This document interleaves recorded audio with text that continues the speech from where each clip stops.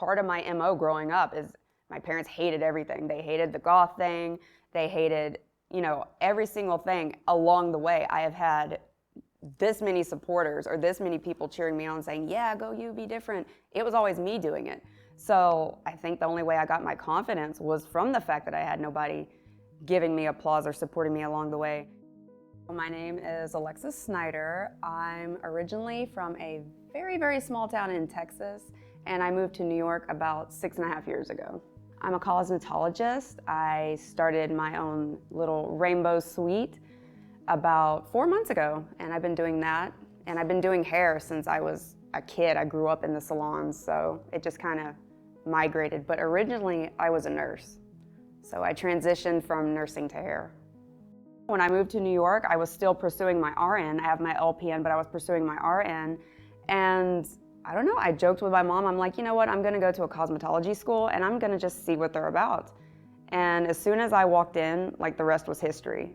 The doors have just been flying open ever since then. So she eventually became okay with the idea.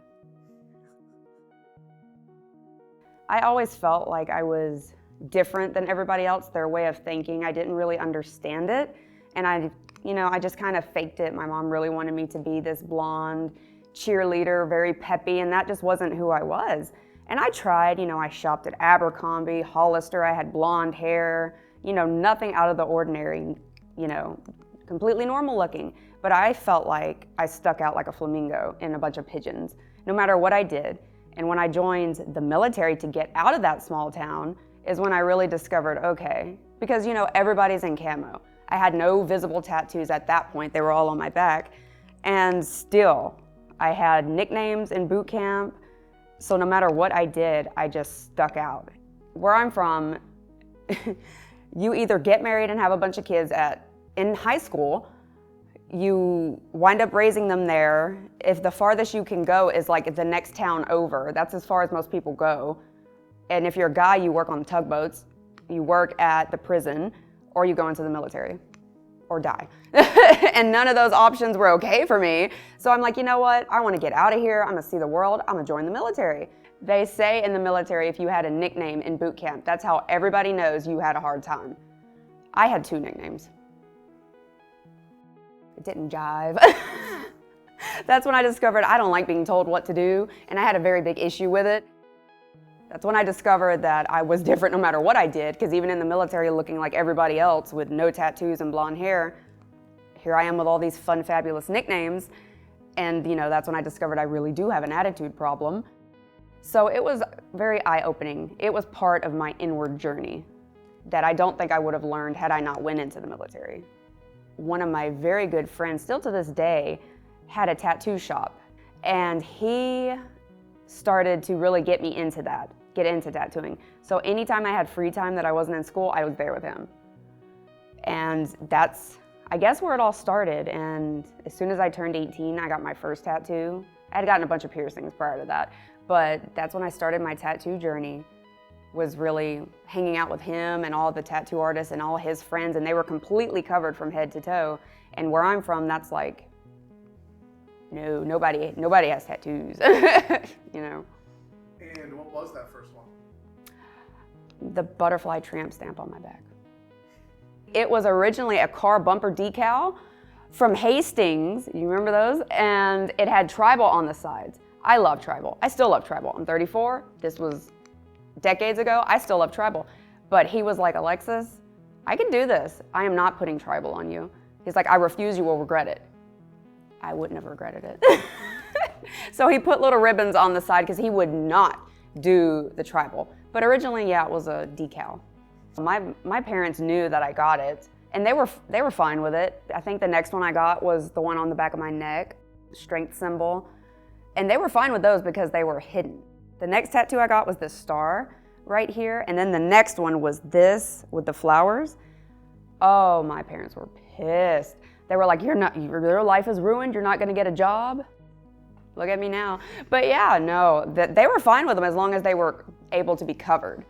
It was when I started getting visible ones that they were freaking out. When I went to start getting the face tattoos, my tattoo artist here in New York, he was like, are you sure? And I'm like, yeah, why? You know, he's like, it's your face. And I started off with just this. And when I got home, I looked in the mirror and I was so pale and the ink was so vibrant because I had just got it done. It was really black and I'm like, oh my God, what did I do? I'm like, well, there's no turning back now. And then once it healed over, I was like, okay.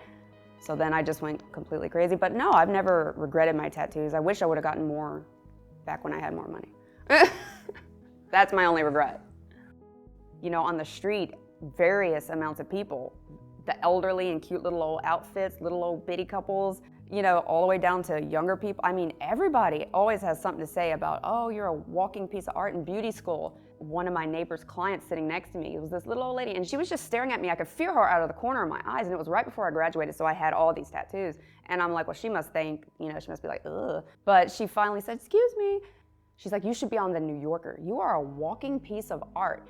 And I was like, that was not what I was expecting, but thank you. She's like, I mean it. She's like, you are a piece of art.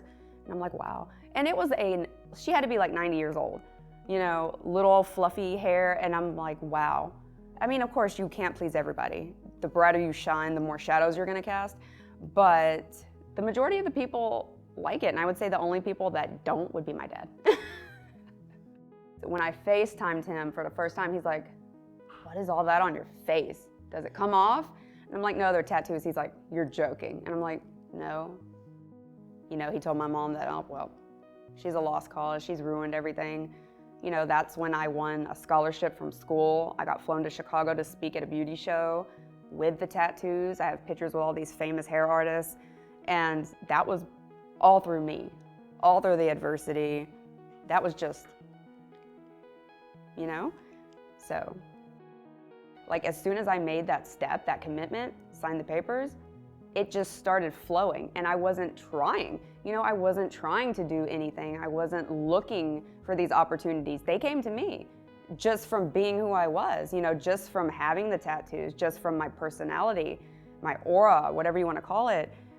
The more I gave into who I truly was inside instead of trying to hide it, the more things started happening for me. And that was probably the biggest lesson that I learned. God, how would my life have been like if I would have moved to New York when I was 18 instead of joining the military? If I would have started this, if I would have started just being who I really was inside instead of pushing it down to fit in. If I would have came here where it's more accepted, started earlier, where would I be now? That's what I wonder, where would I be now? In my photo gallery, I have all my tattoos planned, entire body. So it was just a matter of where I wanted to put what that I thought would look the best. So that's kind of how I started. I did my entire scalp in one sitting. And so it's all tattooed except for the top. And it was the worst. He actually felt so bad that he started putting numbing cream on the back because I was literally sawing. I was balled up, sobbing. And that numbing cream did absolutely jack squat. I don't know if I was too far gone at that point, but I don't know how people say they get all these tattoos with numbing cream. It did absolutely nothing for my head, I'm telling you. It hurt bad. So let's go back to the very beginning. Would you still follow the journey that you've been on? Oh yeah, I would have followed the journey. I would stay doing it. I wish I would have done more when I was younger, but I was still young, and so I was listening to my parents. I'm like, oh, they must know better, you know, let me not go crazy with tattoos. So I just started off small, but I wouldn't have changed a thing. It's so different from me growing up. When I had kids and I told my mom, I'm like, oh, she wants purple hair. No, don't do that. I'm like, well, that's my child. I'm gonna do what I want, purple hair. And now, of course, all my kids have rainbow hair, colored hair. Like, that is our thing that we do every month, is they pick new designs, new colors. And then with the tattoos, my oldest is like, when can I get a piercing? I'm like, when you get a job and you can pay for it, I'll take you, you know? When you want a tattoo, I'll take you. I don't care. You know, kids should be more encouraged to express themselves. Like, you shouldn't dumb it down. You know, my kids last week, they wanted to have a tattoo party. So that's what we did. I had like 200 of the fake tattoos, and they wanted sleeves, and they put them on their faces, and they're like, look, I look like mommy. And I'm like, rock on. Thank you guys for watching Inked. If you want to give me a follow, I am the infamous Harley Quinn, or you can follow my business page at the Ride or Die, DYE Salon.